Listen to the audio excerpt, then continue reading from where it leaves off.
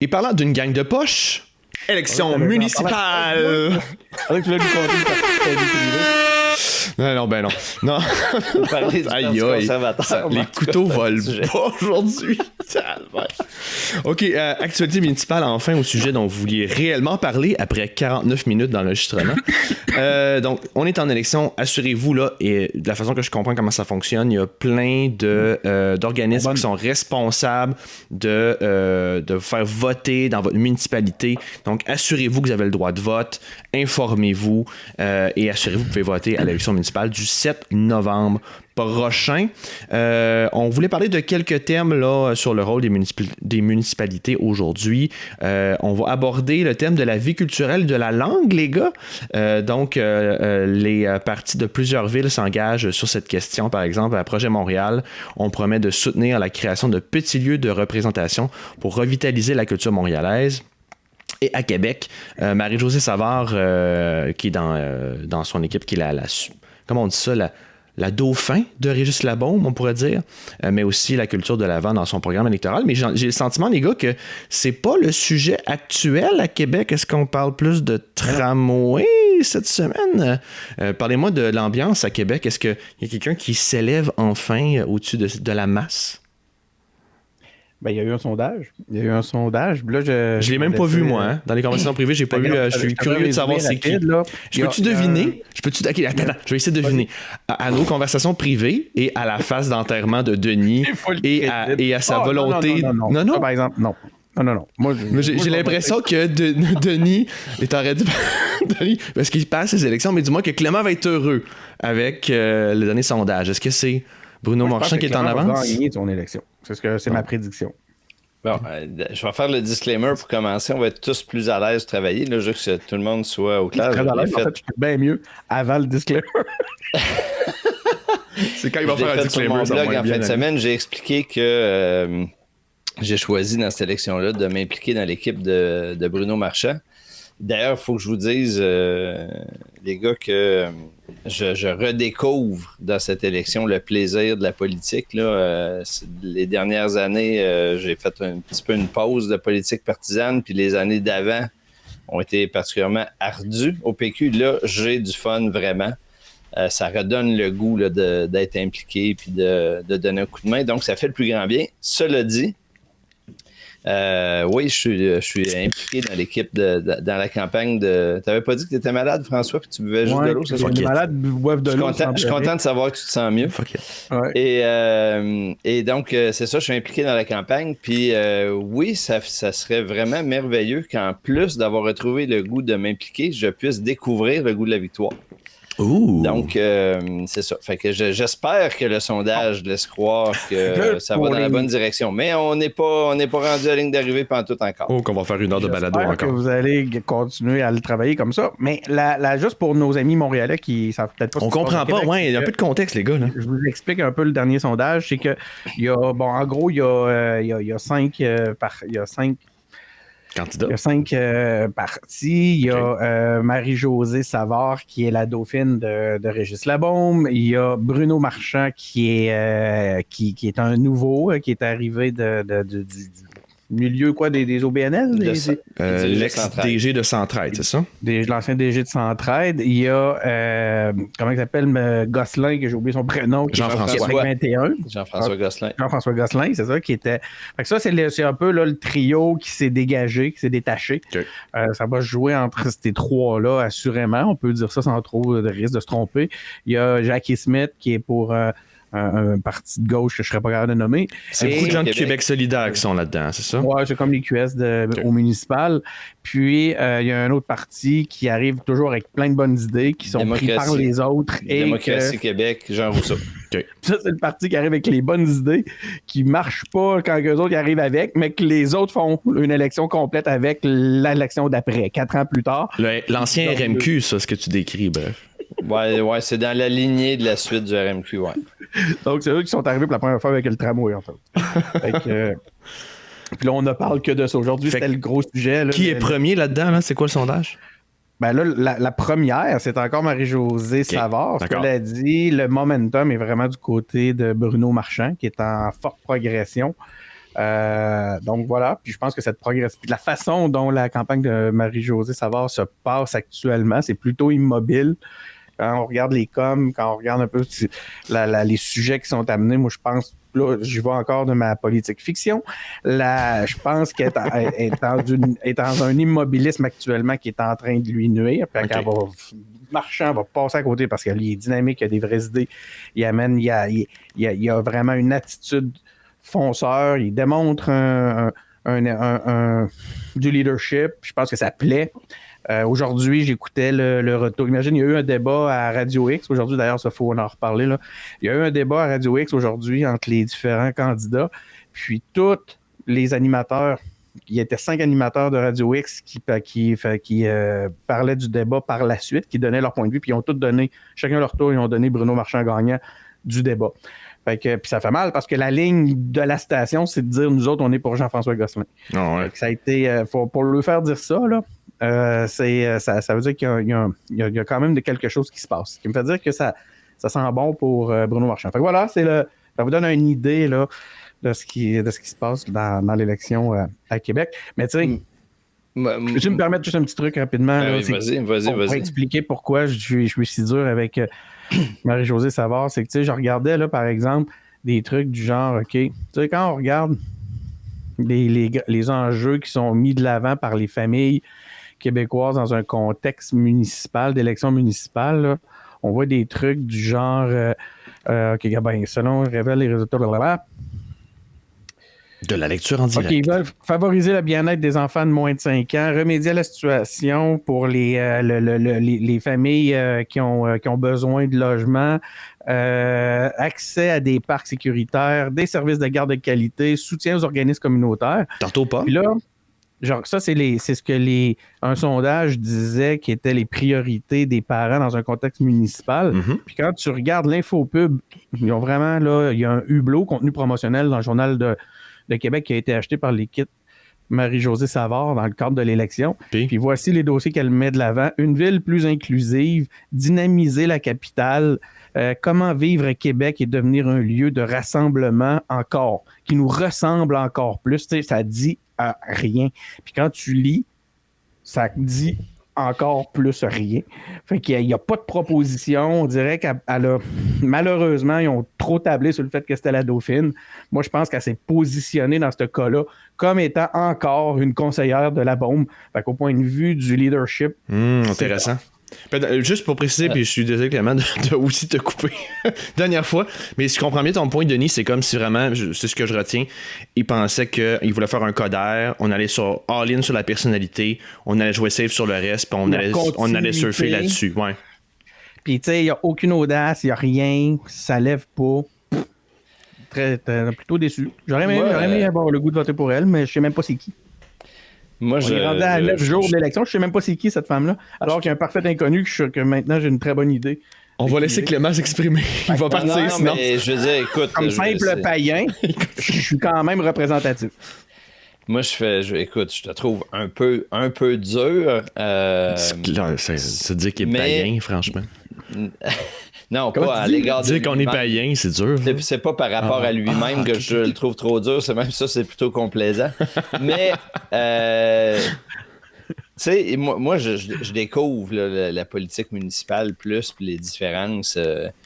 Il y a un point que Denis soulève qui est vraiment très fort, là, c'est qu'il y a un très fort contraste entre les thèmes que les gens disent qui veulent qu'on aborde en politique municipale, qui est très proche de la réalité du terrain, là, ce que Denis a évoqué, les parcs, le déneigement, le transport, etc. Ce qui fait la vie quotidienne, là, ce qui fait qu'on peut vivre facilement dans un milieu, et ce dont les médias ont le goût de parler. Ah ben, Colin. Parce que les médias, ils n'ont pas le goût de parler de ça. C'est pas sexy de parler de déménagement, puis de ramassage de poubelles, puis des parcs, puis des trottoirs. Mais, fait que là, c'est difficile pour tout le monde, là, je veux dire, pour tous les partis, de se trouver un chemin pour exister dans l'espace médiatique et aborder des thèmes au sujet desquels les gens voudraient nous parler. Ouais. C'est un défi de tous les jours. À tous les niveaux, hein? Tu parles de municipal, mais ça, c'est... Absolument. Mais là, au municipal, c'est parce que c'est là le contraste, là, c'est vrai. Là, les gens, ils s'attendent à ce qu'on leur parle de leur quartier, mais il n'y en a pas de journaux de quartier, sauf dans les quartiers centraux. Fait que je dis quand même que tu irais parler de la réalité des quartiers en périphérie, là. Ça se vit dans les arénas quasiment, puis au Walmart. C'est extrêmement difficile. Puis moi, là-dessus, je veux saluer les candidats de tous les partis qui font ça, puis qui sont encore plus invisibles que des candidats dans une élection provinciale. Là. Je veux dire, c'est un travail de terrain de tous les instants. Donc ça, je ne fais pas tout le monde. Après ça, c'est sûr qu'à Québec, là, ça fait 10 ans là, que les transports nous hantent à toutes les élections municipales. Il n'y a pas de surprise que ce soit encore le cas aujourd'hui. Et tant qu'on ne sera pas sorti de cette malédiction-là, on va avoir de la misère à parler d'autres choses. Fait que là, moi, ce que j'espère, c'est qu'à cette élection-là, on va prendre tous les moyens qu'il faut pour régler une fois pour toutes la question du transport en commun, puis d'augmenter la capacité du transport en commun. Moi, mon choix personnel, il est fait, là, c'est qu'il faut qu'on arrête de jaser puis qu'on le fasse, le baptême de tramway. Ça se peut que ça suppose qu'on remette des bouts en question, qu'on re-questionne, mais il faut qu'on le fasse. Il faut arrêter d'en parler. Puis il faut qu'on arrête d'entretenir l'idée que rien faire serait une solution. Le trafic, il augmente tout le temps. Il faut qu'on trouve une solution. Fait que moi, c'est une des choses qui me motive dans cette élection-là. Je ne sais pas comment les partis vont s'en sortir. Moi, j'ai fait mon choix. J'y mets beaucoup d'énergie. J'espère que ça va marcher. Mais c'est difficile. C'est très difficile. Moi, ce qui m'épate, bravo à tout le monde.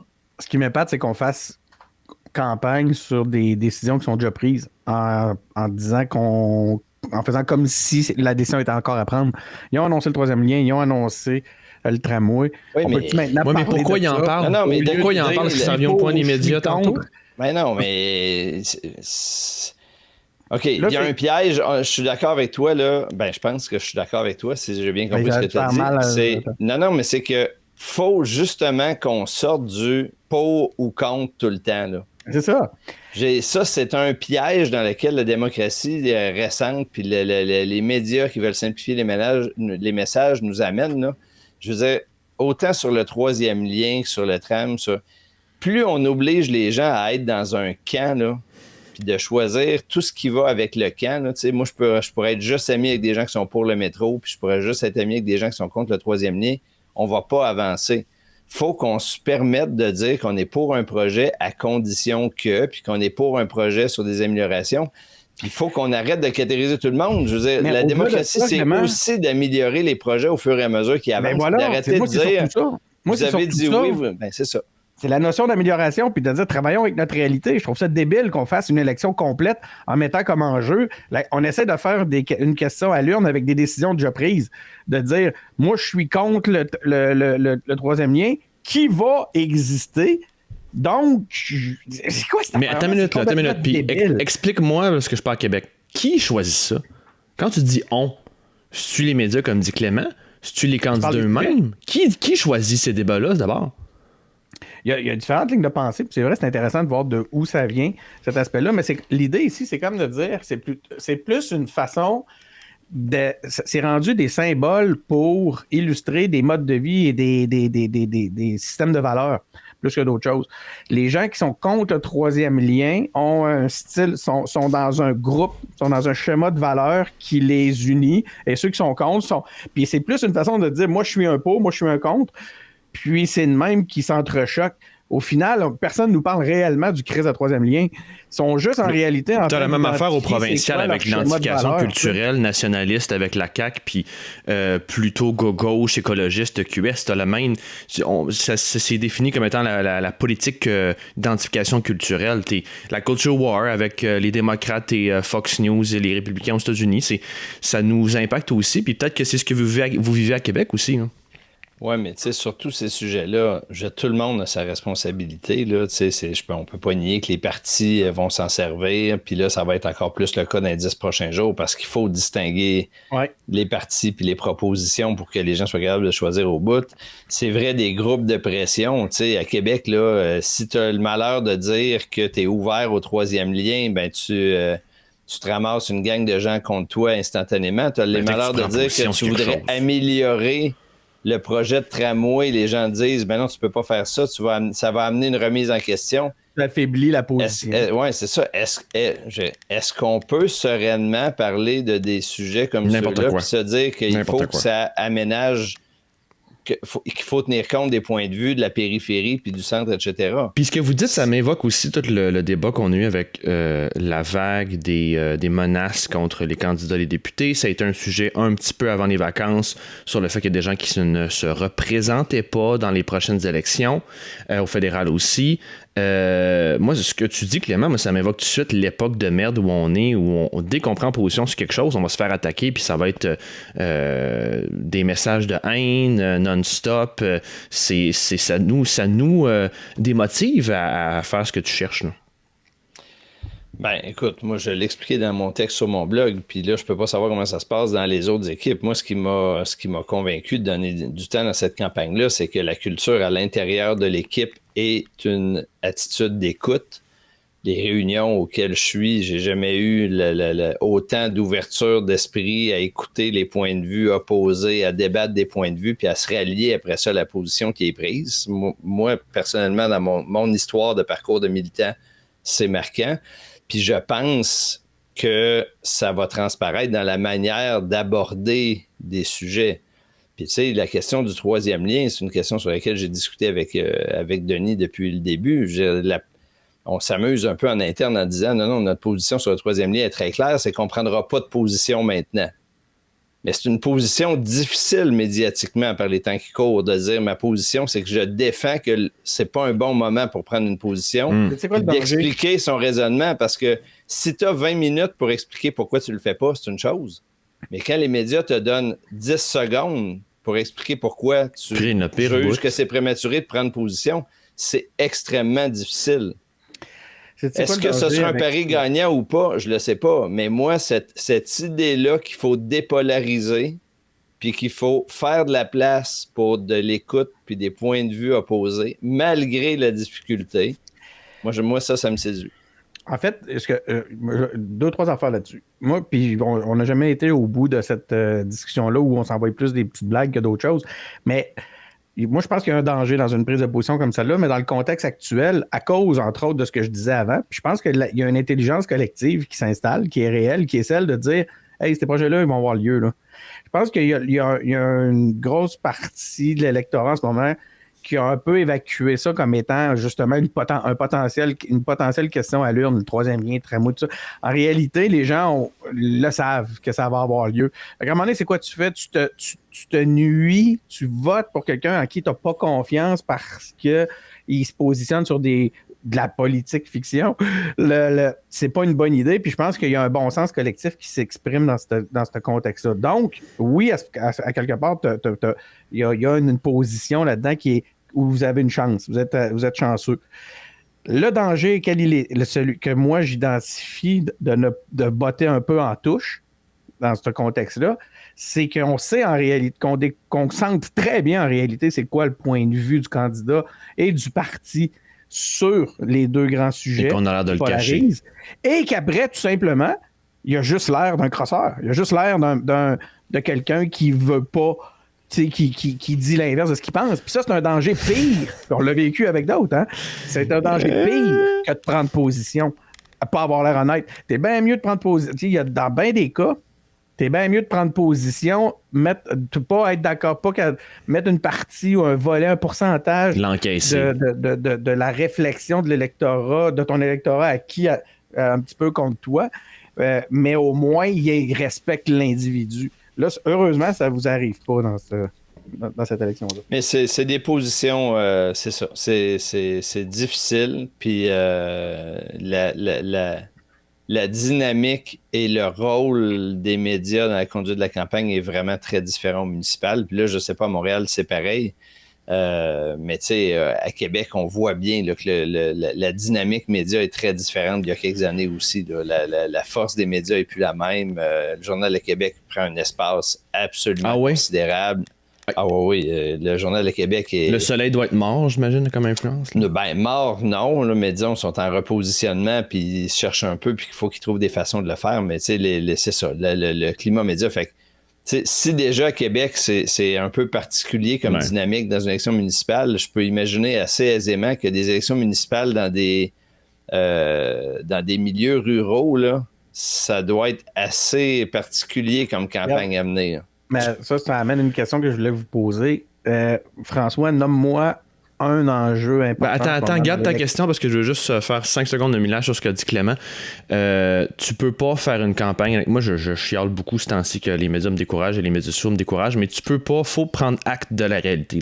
Tu as bien beau avoir les plus belles positions, comme tu disais, Clément, sur une foule de sujets, puis toutes les priorités des citoyens qu'a cité Denis tantôt, mais tu as le terrain et tu fais le combat sur le terrain que tu as devant toi. Là. Puis les médias, ce sont ce terrain, des fois rocailleux, des fois qu'une rivière en plein milieu, puis t'as pas le choix de dealer avec tes deux armées sur ce terrain-là, puis il faut que tu composes avec ça. Fait que à un moment donné, faut que tu fasses avec, mais vas-y, Denis, où est-ce que tu t'en es? Rien, j'étais curieux de. Tu sais, parce que là, on parlait d'enjeux à Québec, on a parlé de politique municipale. Si tu m'avais demandé d'avoir une discussion à peu près la moitié du temps qu'on vient d'avoir sur ce qui se passe à Montréal, j'aurais été incapable. Puis là, c'est ce qui m'amène à une question. Yes. Je sais très bien qu'à contrario, le Montréal juge Québec sur leur tout le temps. Eux autres, ils sont en train de parler de pistes cyclables, puis ils nous regardent parler de troisième lien, puis ils nous trouvent donc qu'on est des bouseux. Tu sais. Là, mais c'est pas les mêmes enjeux.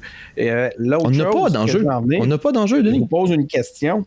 Êtes-vous capable, les gars, les deux, je vous pose la question, de me nommer un enjeu important en ce moment à Sherbrooke? Il faudrait demander à Jay.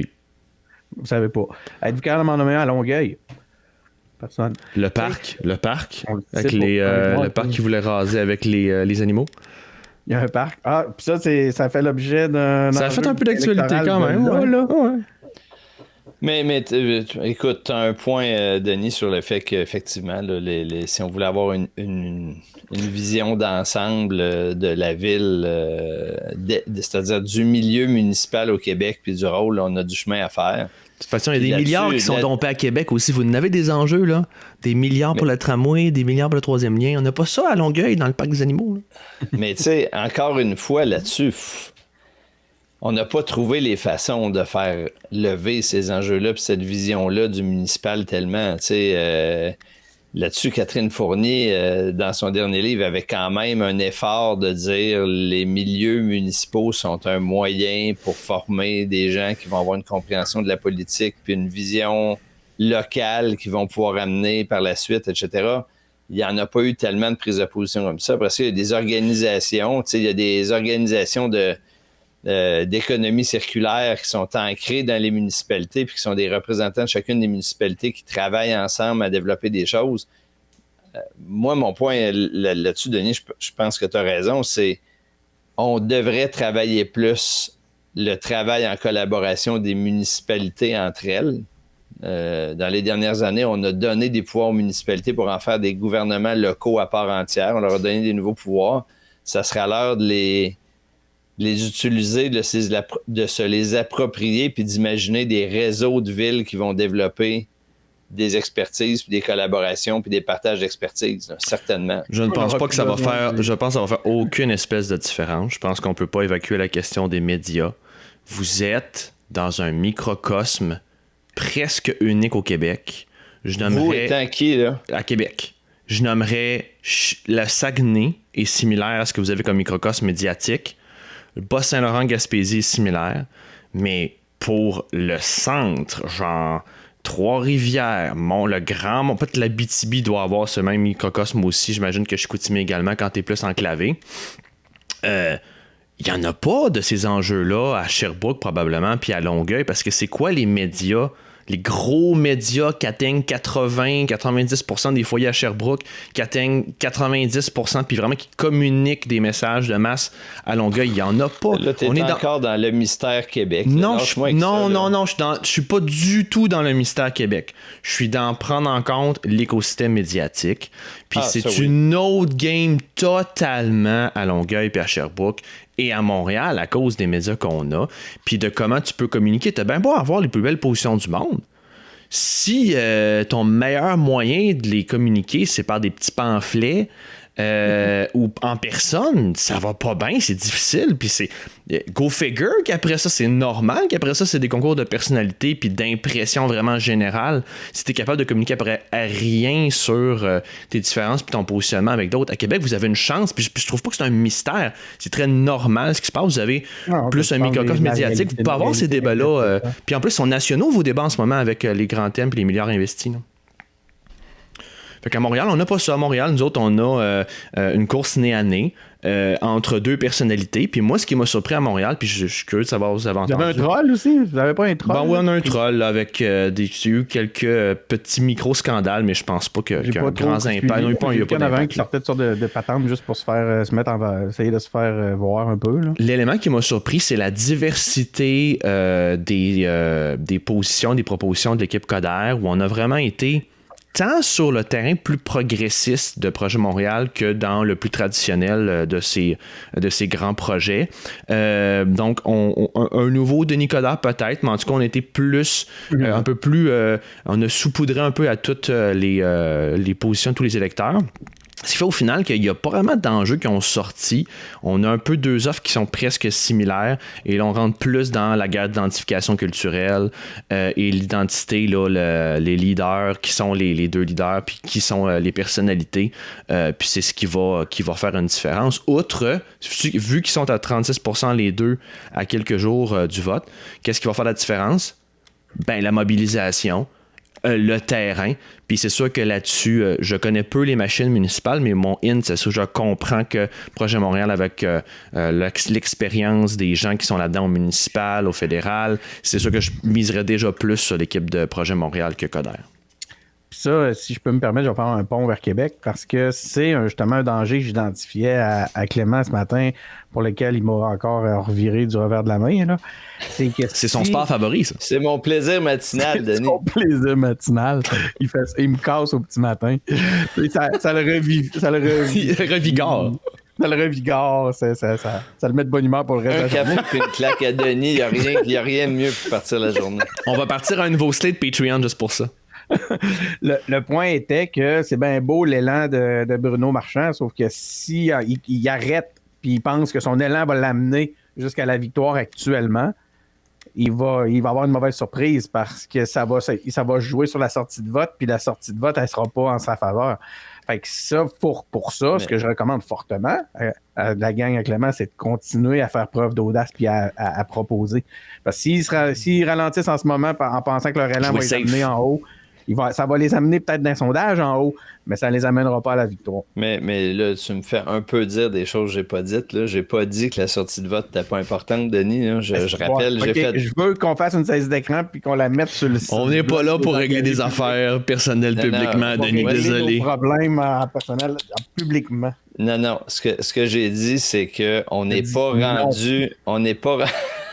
Il l'a sur le cœur. On n'est pas rendu au moment où... Ça va suffire. Là. On n'est pas rendu dans la partie où il faut que tu fasses sortir la voix. Et moi, ce que je disais ce matin, c'est qu'il nous reste du monde à convaincre. Il nous reste des sujets à amener sur la table. On a la chance à Québec. Non, mais on a la chance de cette élection-là, qu'on a une vraie élection. Il y a plusieurs propositions. Contrairement à Montréal, on est chanceux. Il y a des points de vue opposés, il y a des personnalités opposées. Ça joue dur, mais de façon générale, ça joue respectueux entre les candidats. C'est même des fois étonnant, pas toujours. Il y a des coups bas comme dans toutes les élections. Je ne suis pas en train de dire qu'on est dans le feutre tout le temps, mais on a une élection, il y a des enjeux, on est à 10 jours d'élection, il reste des débats à mener. C'est ça que je disais. Après ça, rendu à l'élection, évidemment que le porte-à-porte va avoir compté, évidemment que les portes ont été allées frapper, les dépliants qu'on a passés, puis notre capacité de le faire sortir va compter. Mais je suis d'accord avec toi, on n'est pas rendu pantoute au résultat, puis j'ai le goût de redire le plaisir que c'est de faire de la politique de proximité. J'espère que dans les autres équipes, même si c'est plus difficile, même si chacun a ses thèmes, puis a ses journées, ses bonnes journées, ses mauvaises journées, j'espère que tout le monde arrive à avoir minimalement du plaisir ou à tout le moins de faire des apprentissages qui vont leur donner envie de refaire la même affaire la prochaine fois.